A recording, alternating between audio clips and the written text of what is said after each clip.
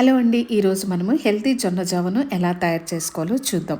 ముందుగా స్టవ్ మీద కళాయి పెట్టుకొని 2 టేబుల్ స్పూన్ల ఆయిల్ వేసుకొని, ఆయిల్ వేడెక్కిన తర్వాత కావలసిన కొన్ని 2 టేబుల్ స్పూన్ల పల్లీలు వేసుకొని స్టవ్ మీడియం ఫ్లేమ్లో పెట్టుకొని దోరగా వేయించుకోవాలి. వెయిట్ లాస్ అవ్వాలనుకున్న వాళ్ళు ఆయిల్ కొంచెం తగ్గించుకుంటే బాగుంటుంది. అయితే పల్లీల ప్లేస్లో మనం జీడిపప్పును కూడా వేసుకోవచ్చు.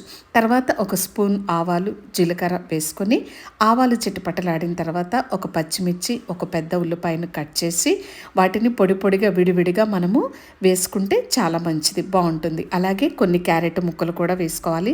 ఇంకా కొన్ని కరివేపాకు ఆకులు వేసుకొని బాగా వేయించుకోవాలి.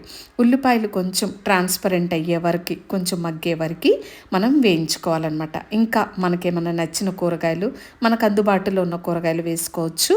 ఇంకా ఆకుకూరలు కూడా వేసుకుంటే ఇంకా బాగుంటుంది. మరి ఎర్రగా వేయించాల్సిన అవసరం లేదు, కొంచెం అయితే చాలు. కావలసినంత పసుపు, టేస్ట్కి తగినట్టు సాల్ట్, కొంచెం ఇంగువ అయితే వేసుకొని వీటన్నిటిని కలుపుకోవాలన్నమాట. ఇవన్నీ కలుపుకొని తర్వాత మనం ఏ బౌల్తోనైతే పిండి తీసుకుంటున్నామో అదే బౌల్తో మనం 2.5 వాటర్ అయితే ఈ మిక్సర్లో మనం పోసుకోవాలి.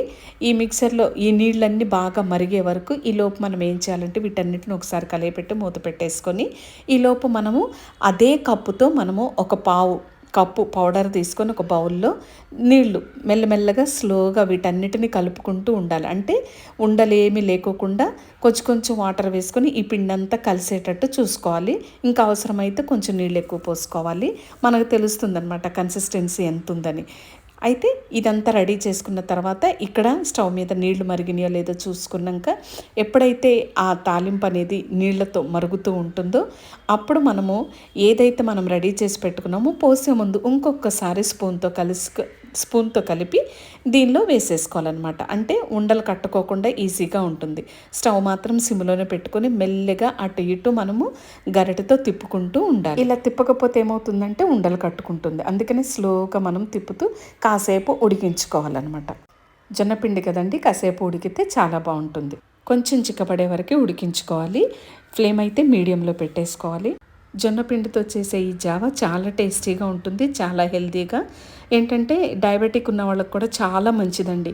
ప్రతిసారి అన్నం తినే కన్నా అప్పుడప్పుడు ఇలాంటివన్నీ చేసుకుంటూ ఉంటే అన్నం ప్లేస్లో ఇవన్నీ వస్తాయి. కాబట్టి మనకు కూడా హెల్త్ ఇష్యూస్ అనేవి ఏముండవు, ప్రాబ్లమ్స్ అనేవి కూడా ఏముండవు. చాలా హెల్తీ ఫుడ్ అనమాట.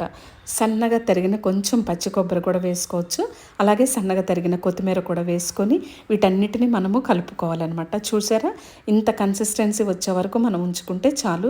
ఎలాగో చల్లగా అయిన తర్వాత కొంచెం దగ్గరకు అవుతుంది కాబట్టి ఈ మాత్రం పలుచగా ఉంటే చాలా మంచిది. ఇప్పుడు మనం స్టవ్ ఆఫ్ చేసుకొని తర్వాత చల్లారినాక నేను బౌల్లో వేస్తున్నా. దీనిపైన మన ఇష్టం అనమాట. కొంచెం ఏదన్నా డెకరేషన్ లాగా గార్లిక్ చేసుకుంటే ఇంకా చాలా మంచిది. Healthy tasty.